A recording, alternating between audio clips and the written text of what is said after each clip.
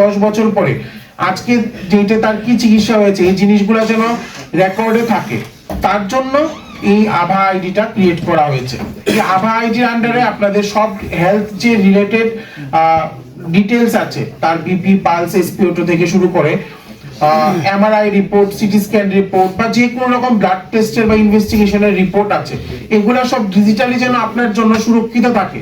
হ্যাঁ, ডিজি লকারে যেরকম আমরা আমাদের বার্থ সার্টিফিকেট, আধার কার্ড বা প্যান কার্ড বা যে কোনো কাস্ট সার্টিফিকেট, এগুলো আমরা যেরকম ডিজি লকারে সেভ করে রাখি, সেরকম আপনার হেলথের যে ডিটেলস গুলো আছে, হ্যাঁ, যে ইনভেস্টিগেশন রিপোর্ট গুলো আছে, এগুলো যেন সারা জীবন আপনার কাছে থাকে, তার জন্যই আভা কার্ড।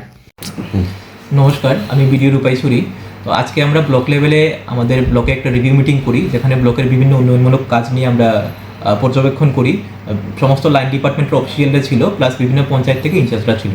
ওই মিটিংয়ে আমরা মূলত আগামী বছর আমাদের যে অ্যাকশন প্ল্যান আমরা এখন তৈরি করব আগামী বছরের জন্য, ওইগুলো কিভাবে সুষ্ঠুভাবে তৈরি করা যায় এবং কিভাবে প্রপারলি এক্সিকিউট করা যায় ওইগুলো নিয়ে আলোচনা করি। এছাড়াও একটা খুব ইম্পর্টেন্ট বিষয়, সেটা হচ্ছে আভা নাম্বার জেনারেশন।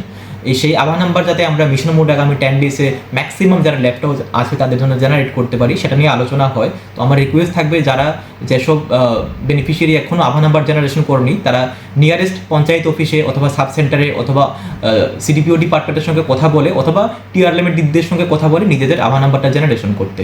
তো আজকের মিটিংয়ে আমাদের লাইন ডিপার্টমেন্টের পাশাপাশি রূপাইছড়ি ব্লকের বিএসসি চেয়ারম্যান ম্যাডামও ছিলেন।